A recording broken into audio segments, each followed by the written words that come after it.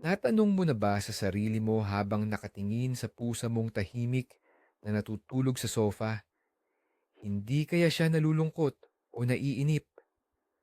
Maghapon siyang solo habang ikaw ay nasa trabaho. Baka kailangan niya ng kaibigan para may makalaro, may kasabay humabol sa mga ribbon or laser pointer. Napakaganda pakinggan, di ba? Pero paano kung sabihin ko sa iyo na ang desisyong ito na ginawa mo sa kabutihan ng iyong puso ay posibleng maging pinakamalaking mali mo at tuluyan pang gawing war zone ang inyong tahanan? Ngayon, tatalakayin natin ang pinakakontrobersyal na tanong para sa lahat ng cat lovers. Isang pusa ba o dalawa? Pag-aaralan natin ang lahat ng pros at cons, babasagin natin ang mga popular na mito at magbibigay kami ng checklist para makatulong sa iyo sa tamang desisyon. Pangako, pagkatapos ng video na ito, iba na ang magiging tingin mo sa iyong balahibong kaibigan. Para maintindihan natin ang kaluluwa ng pusa, balikan muna natin saglit ang kasaysayan. Ang mga ninuno ng ating mga alagang pusa, ang tinatawag na steppe cats, ay mga matitinding soloista. Nangangaso sila ng mag-isa, ipinagtatanggol ang kanilang teritoryo at nakikipaghalubilo lang sa kapwa pusa para sa pagpaparami. Ang kalayaan at pagiging teritorial na ito ay nasa kanilang DNA. Pero ito ang kakatwa. Sa libu-libong taon na namuhay sila sa tabi ng tao, nagbago ng husto ang mga pusa.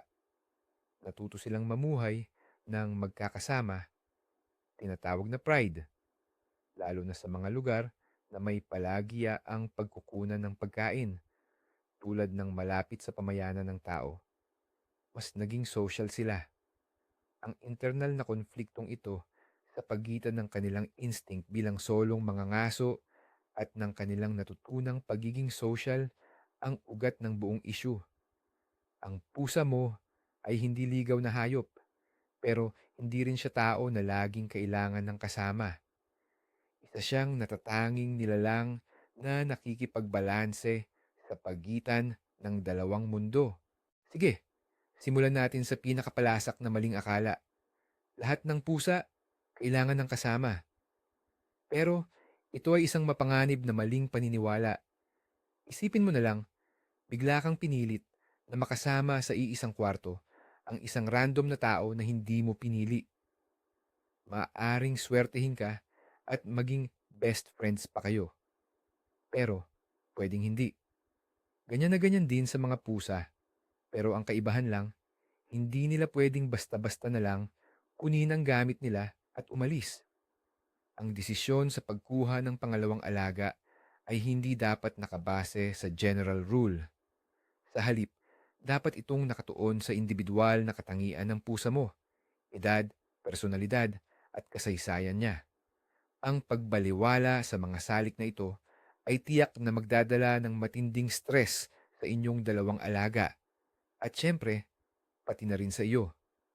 Sa susunod, tatalakayin natin kung paano mo malalaman kung anong klasing pusa ang alaga mo. Kailangan ba talaga niya ng kasama o mas masaya siya bilang nag-iisang hari sa kanyang kaharian? Pero paano mo nga ba malalaman kung talagang nag-iisa or nalulungkot ang pusa mo? Hindi naman kasi siya nakakapagsalita ng direkta. Gayunpaman, may sariling paraan sila para magbigay ng signal. Ang una at pinakahalata ay ang tinatawag nating destructive behavior. Kung umuuwi ka at nakikita mong punit-punit na ang wallpaper, kinagat ang mga wire, at kalat-kalat ang tissue paper sa buong bahay, baka hindi niyang paghihiganti. Posibleng isa yang panawagan para sa tulong.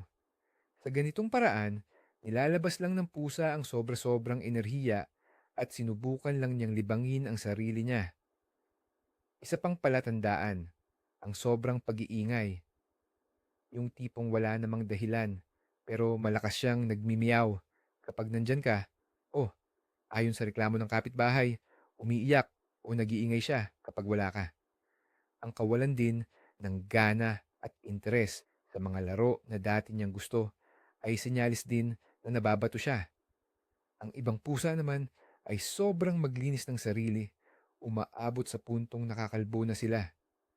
Tanda na yan ang matinding stress.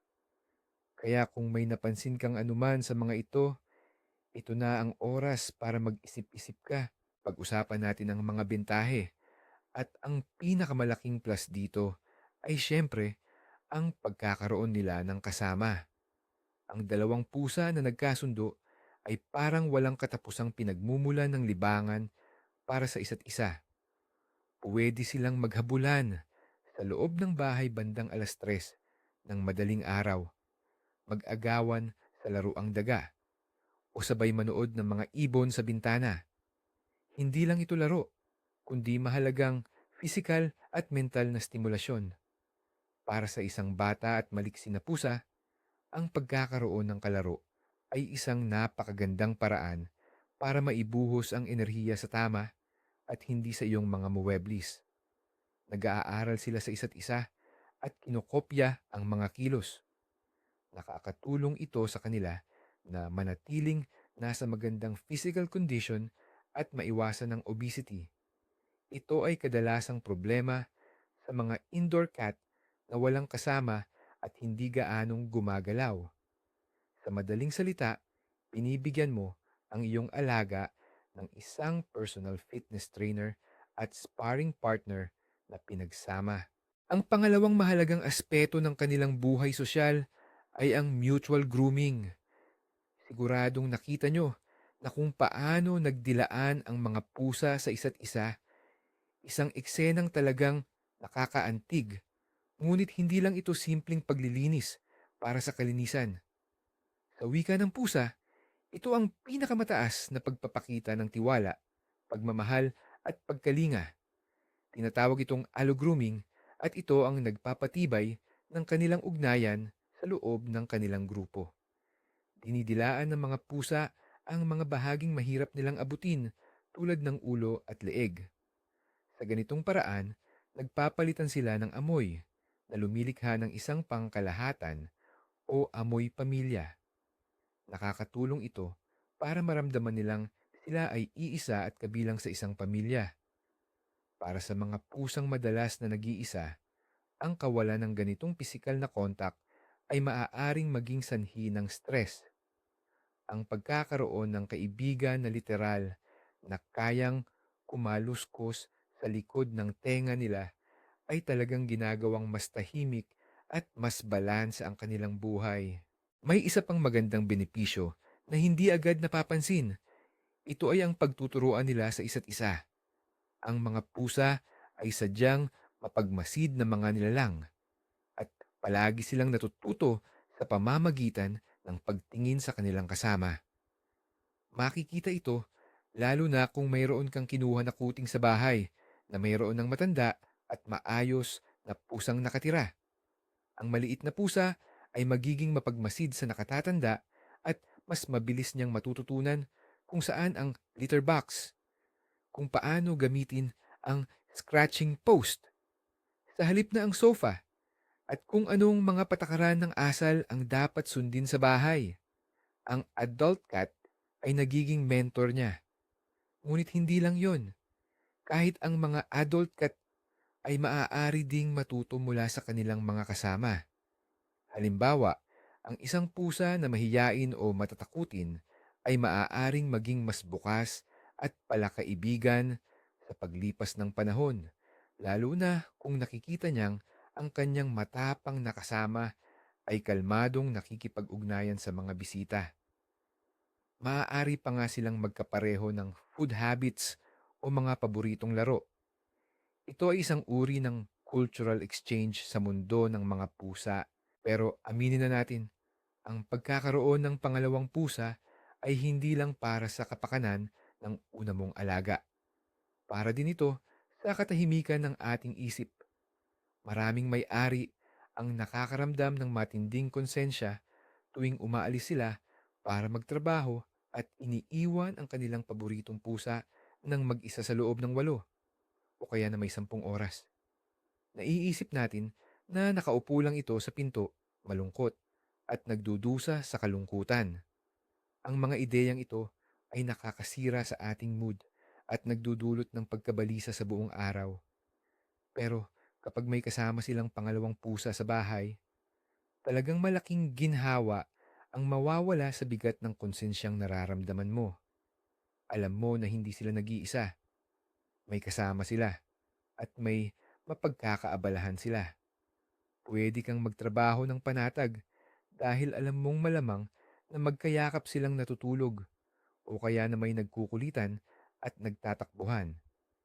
Isa itong psychological comfort para sa mismong nagmamay-ari at hindi natin dapat kalimutan ang salik na ito kapag tayo ay nagdedesisyon. Pero magpakatotoo na tayo at pag-usapan ang mga negatibong bahagi. Ang una at pinakahalata ay ang usaping pinansyal. Ang pag-aalaga pa lang ng isang pusa ay isa ng malaking gastusin. Ngayon, doblehin na natin iyan. Ibig sabihin, doble ang gastos para sa dekalidad na pagkain at sa cat litter o buwangin sa kahon na syempreng mas mabilis maubos. Ito rin ang taunang bakuna at mga gamutan laban sa parasito para sa dalawang pusa. At paano kung huwag naman sana isa sa kanila ang magkasakit ng malubha? Alam nating mahal ang serbisyo ng veterinaryo at ang pagpapagamot sa dalawang hayop ay talagang makakabutas ng bulsa at makakaapekto ng malaki sa budget ninyo. Bago ka kumuha ng pangalawang alaga, umupo ka muna at seryosong kalkulahin kung handa ka ba sa pagdoble ng iyong gastusin o kahit higit pa. Ang emosyonal na kagustuhang bigyan ng kaibigan ang iyong pusa ay hindi dapat sumalungat sa kakayahan ng inyong bulsa at totoong sitwasyon sa pananalapi. Ang pangalawa sa malaking problema ay ang tunggalian sa teritoryo. Huwag nating kalimutan, ang mga pusa ay teritorial na hayop. Ang pagdating ng bagong pusa ay itinuturing nilang paglusob sa kanilang nasasakupan. Ang matagal nang naninirahan ay mayroon ng paboritong tulugan, sariling ruta sa loob ng bahay, sarili niyang mangkok at sarili niyang litter box. At malamang, hindi siya matutuwa na ibahagi ang lahat ng ito sa iba. Maaaring magkaroon ng pag-aaway dahil sa mga resources, pagkain, tubig, litter box, scratching post, at ang pinakamahalaga, ang atensyon mo. Para mabawasan ang panganib na ito, mayroong sinusunod na panuntunan, ang bilang ng pusa plus 1. Ibig sabihin, para sa dalawang pusa, kailangan mo ng 3 litter box, ilang lalagyan ng tubig sa iba't ibang lugar, maraming scratching post, at sapat na pribadong lugar para magpahinga. Handa ba ang bahay mo para sa ganitong klasing pagbabago? Kung maliit lang ang studio apartment mo, madidiskomportable ang dalawang pusa at tiyak na magdudulot ito ng tensyon. Paano kung hindi lang pala sila magkasundo? Ito ang pinakamalungkot at nakakalungkot. Hindi ito ganoong kadalang mangyari. Ang hindi pagiging tugma ng ugali ay talagang malaking problema. Halimbawa, nagdala ka ng napaka-cute na kuting para samahan ang matanda mo ng pusang mahilig matulog at kalmado. Pero sa halip na maging magkaibigan, ang inabot mo ay isang walang katapusang giyera. Ang kuting ay patuloy na kukulitin ang nakatatanda para makipaglaro, habang ang matandang pusa naman ay magtatago, sisigaw, at makakaranas ng matinding stress. O kaya, kukuha ka ng dalawang matandang pusa na mayroon ng matitibay na ugali at hindi sila magkakasundo sa paghahati ng teritoryo. Ang mamuhay sa palaging may away at hidwaan ay pagpapahirap sa mga hayop. Maaari itong magresulta sa mga problema sa pag-uugali, gaya ng pagmarka o pag-ihi kung saan-saan sa bahay, at maging sa mga sakit na dulot ng nerbiyos tulad ng cystitis o pamamaga ng pantog. Kaya, ano ang gagawin mo? Kailangan mo bang ipaampon ang isa sa kanila? Naku, napakalaking trauma niyan para sa lahat. Pero may isa pa talagang punto na kadalasang nakakaligtaan, at ito ay ang kalusugan. Kung dalawa ang pusa mo, doble rin ang risk na kakaharapin mo. Maraming sakit ng pusa, lalo na yung mga viral, ang napakabilis makahawa. Kapag nagkasakit ng calicivirus or rhinotracheitis, ang isang pusa, 99% ang posibilidad na mahahawa rin ang kasama niya. Ganoon din sa mga parasites, yung mga pulgas, ear mites, or bulate. Kailangan mong gamutin silang dalawa agad-agad. Kaya doble rin ang gastos sa pagpapagamot. At syempre, doble rin ang stress na mararamdaman mo. Bukod pa rito, kung may chronic disease ang isa sa kanila na kailangan ng special na pagkain or diet, magiging komplikado ang pagpapakain. Mapipilitan kang pakainin sila sa magkaibang kwarto at kailangan mong bantayan na hindi sila kumain sa mangkok ng isa. Kaya dagdag oras at dagdag effort talaga ito na dapat mong paghandaan. Kailan ba talaga mas maganda ang desisyon na isa lang ang pusa? Tingnan natin ang mga konkretong sitwasyon. Ang una at pinakamahalaga ay ang pusa na may mabigat na pinagdaanan. Kung kinuha mo ang hayop sa kalye o sa shelter, yung nakaranas ng pagtataksil, kalupitan, o matinding pakikipaglaban para mabuhay, kailangan niya ng sapat na panahon para makapag-adjust at magtiwala ulit. Para sa pusang ito, ang tahanan mo ang kauna-unahang ligtas na kanlungan sa buhay niya. Ang pagdating ng ibang kakumpetensya ay maaaring ituring na banta sa bago at marupok na mundong ito. Ang ganitong alaga ay maaaring maging lubos na masaya na siya lang ang sentro ng iyong pagmamahal at kalinga. Hindi niya kailangan ang kasama ng ibang pusa. Ang kailangan niya ay ang iyong pasensya, kalmado, at pagiging predictable. Huwag kang magmadaling iligtas siya sa pag-iisa dahil maaaring ang katahimikan at pag-iisa na mismo ang pinakahigit na kailangan niya sa ngayon. Pangalawa, kailangan mo ring isaalang-alang ang predisposition ng lahi ng pusa mo. Bagamat ang pag-uugali ay talagang individual, may ilang lahi ng pusa na likas na self-sufficient o mapag-isa. Halimbawa, ang mga British Shorthair ay madalas inilalarawan na independent at hindi masyadong nangangailangan ng kasama, lalo na ng kapwa nila pusa. Gusto nila na nasa tabi sila ng tao, pero dapat on their own terms. Kaya naman, okay lang sa kanila na sila lang ang nag-iisang alaga sa bahay. Ang mga Persian naman, nakilala sa kanilang kalmado at masinop na ugali, ay hindi rin palaging matutuwa sa isang aktibo at siksik na kapitbahay. Kaya bago ka magdagdag ng isa pang alaga, alamin mo muna ang characteristics ng lahi ng pusa mo. Siyempre, hindi ito garantiya na 100% magiging tama ang desisyon mo. Pero magbibigay ito sa iyo ng dagdag na impormasyon para pag-isipan. Mahalaga talaga ang edad ng iyong alaga.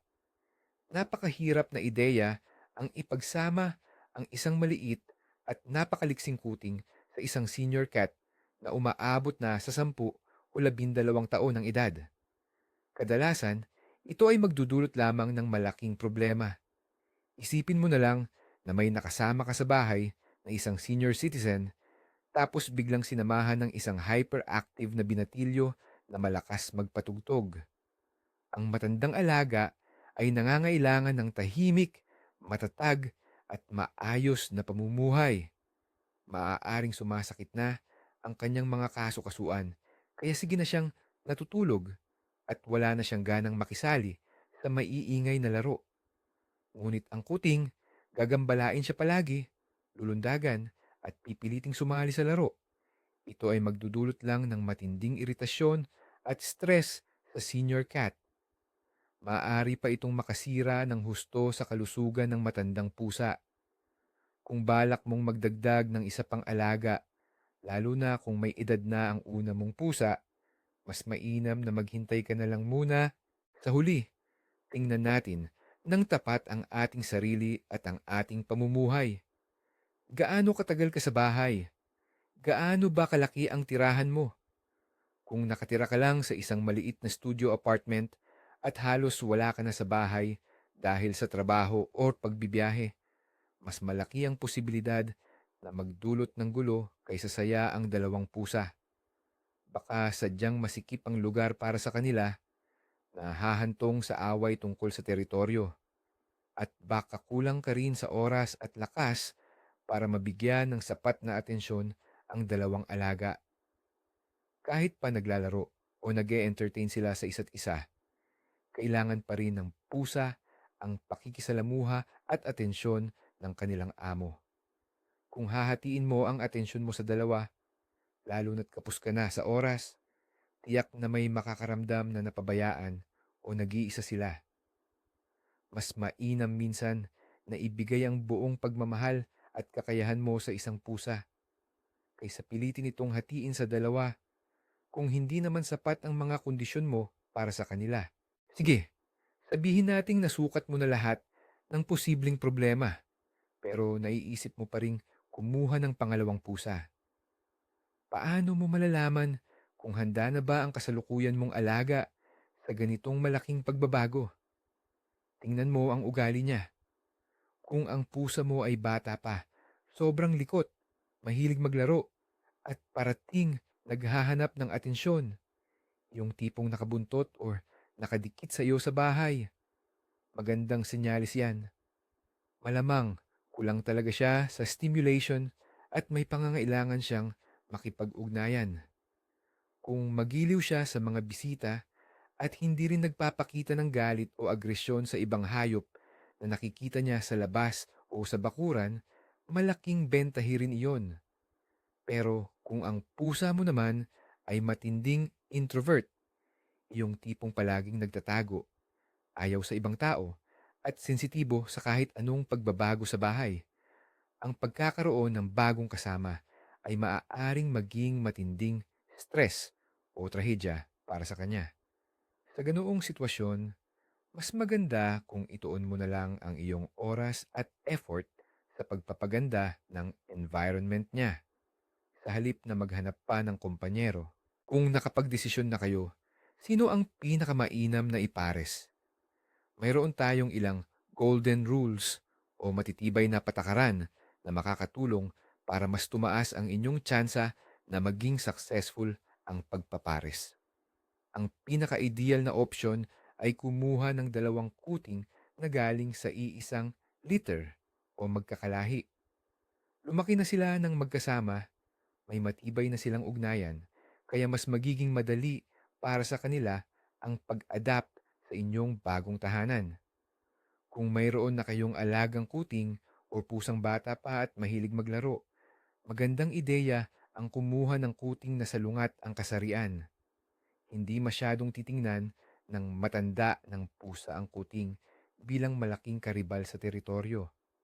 At ang mga hayop na magkaiba ang kasarian, lalo na kung pareho silang spayed o neutered, ay madalas na hindi gaanong nag-aaway kaysa sa mga magkapareho ang kasarian. Ang pinakamapanganib na opsyon ay ang subukang pagkaibiganin ang dalawang matatanda ng pusa na mayroon ng matitibay na ugali at nakasanayan. Posible ito, pero hihingi ito sa inyo ng mas maraming oras, matinding pasensya at mas malawak na kaalaman. Ang proseso ng pagpapakilala sa isa't isa ay ang pinakamahalaga at pinakadelikadong yugto. Huwag na huwag, tandaan ninyo, huwag na huwag ninyong ipapasok lang ang bagong pusa at biglaang ilalabas sa kwarto ng inyong resident cat. Sabay sabing, o sige, magkakilala na kayo. Garantisadong magkakaroon ng gulo yan. Ang tamang pagpapakilala ay dapat dahan-dahan at paunti-unti. Magsimula tayo sa full isolation. Ang baguhan ay mananatili sa isang hiwalay na kwarto sa loob ng ilang araw o kahit isang linggo. Dapat mayroon siyang lahat ng kailangan niya. Pagkain, tubig, litter box, at mga laruan. Sa panahong ito, magkakakilala ang mga pusa gamit ang amoy. Maaari mong pagpalitin ang kanilang mga higaan o kaya ay haplusin sila ng parehong tuwalya para mag-transfer ng amoy. Naririnig nila ang isa't isa na aamoy pero hindi nagkikita. Sa ganitong paraan, masasanay sila sa presensya ng isa pa nang walang direktang away o komprontasyon. Kapag tumigil na sila sa nerbiyosong pag-react sa amoy ng isa't isa, saka ka palang pwedeng lumipat sa susunod na stage. Ang susunod na hakbang ay ang visual contact o ang pagkakita nila sa isa't isa. Pero hindi sila dapat magkaroon ng pisikal na pagtutuos. Maaari mong bahagyang buksan ang pinto ng kwarto ng bagong pusa, pero maglagay ka ng harang gaya ng net, salamin na pinto, o kaya ay safety gate para sa bata. Sa ganitong paraan, magkikita sila at makakaamoy sa isa't isa sa kabila ng harang, pero hindi sila magkakaaway. Sa yugtong ito, mahalagang intindihin mo ang body language nila. Ang kaunting pagsitsit, nakadikit na tenga, o ang pagtaas ng balahibo sa batok ay normal na reaksyon. Hindi ito nangangahulugang hindi na sila magiging magkaibigan. Ito ay paraan lang nila para sabihing, nakikita kita, estranghero, at medyo kinakabahan ako. Ang iyong tungkulin ay bigyan sila ng positibong karanasan habang nagkikita. Bigyan sila ng treats sa magkabilang panig ng harang. Laruin mo rin sila. Kailangan kang mag-alala kung ang isa sa mga pusa ay nagpapakita ng matindi at tuloy-tuloy na agresyon. Halimbawa, kung sila ay umaatungal, nagngingit-ngit o tumatalon sa harang. Kung mangyari ito, kailangan mong bumalik sa naunang hakbang at iyon ay ang pagpapalitan muna ng amoy. Pero paano kung nagdesisyon ka na talagang hindi mo option ang pangalawang pusa, pero hindi ka pa rin tinatantanan ng pagkabalisa dahil sa naiinip mong alaga? Maraming alternatibo dyan. Una sa lahat, pagyamanin mo ang paligid niya. Gustong-gusto ng mga pusa ang vertical space. Maglagay ka ng mga multi-level complex, mga estante sa dingding at mga bahay-bahayan. Bibigyan nito ang pusa ng bagong lugar para mag-explore at magmasid. Pangalawa, gumamit ka ng mga interactive toy at mga puzzle feeder na makakapagpaisip sa pusa at para kumuha siya ng sarili niyang pagkain. Napakagaling nitong mental stimulation. Pangatlo, at ito ang pinakamahalaga, maglaan ka ng oras para makipaglaro ng aktibo sa alaga mo araw-araw. 15 minuto hanggang 20 minuto ng laro gamit ang wand toy or a laser pointer. Bago matulog, ay kayang gumawa ng himala. Ang quality time na ibinibigay mo sa pusa ay mas mahalaga kaysa sa isang kaibigan na hindi naman sigurado kung makakasundo niya. Kaya, ito ang ating buod. Walang iisang simpleng sagot sa tanong na isa lang ba o dalawang pusa. Ang lahat ay nakadepende sa napakaraming bagay. Bago ka magdesisyon, tanungin mo muna ang sarili mo ng ilang mahahalagang katanungan. Ano ba ang ugali ng pusa ko? Ilang taon na siya? Handa ba ako sa doble o dalawang beses na gastos? Sapat ba ang laki ng bahay ko para sa dalawang alaga? May sapat ba akong oras at pasensya para sa tamang proseso ng pagpapakilala na madalas ay matagal? At ang pinakamahalagang tanong, ginagawa ko ba ito para sa kapakanan ng pusa o para lang sa sarili ko? Para patahimikin ang aking konsensya? Maging tapat ka sa sarili mo. Minsan, ang pinakamagandang bagay na magagawa mo para sa nag-iisa mong mahal na pusa ay ang hayaan siyang manatiling nag-iisa at mahal. At minsan naman ay bigyan siya ng matalik na kaibigan habang buhay. Nasa iyo ang pagpili. Ganyan kahirap ang pinag-iisipan ng bawat cat owner. Ang pinakamalaking punto rito ay magkaiba talaga ang konsepto natin ng kalungkutan at pagkakaibigan sa konsepto ng pusa. Iniisip natin na sinasagip natin sila mula sa pagkaboring. Pero baka masisira lang pala natin ang payapa at nakasanayan nilang buhay. Kaya ang pinaka-importanting takeaway natin, wala talagang one size fits all na solusyon. Ang meron lang ay ang desisyong tama para sa inyong partikular na pusa, batay sa inyong partikular na sitwasyon. Huwag magmadali. Pagmasdan ng mabuti ang inyong alaga at unahin ang kanilang pangangailangan, hindi ang ating sariling damdamin. At laging tandaan, ang pagmamahal, kalinga at atensyon ninyo ang pinakamahalagang maibibigay, maging isa man o lima ang inyong pusa. Salamat at natapos ninyo ang video na ito. Umaasa akong naging kapaki-pakinabang ito sa inyo. Kung nagustuhan ninyo, huwag kalimutang mag-like at mag-subscribe sa channel para updated kayo sa mga susunod na episode. Ngayon, ito ang pinakaimportanteng tanong para sa inyo. Ilang pusa ang meron kayo at kumusta naman ang naging relasyon nila? I-share ninyo ang inyong mga karanasan sa comments. Ang inyong mga istorya ay maaaring maging napakahalaga para sa ibang cat owners.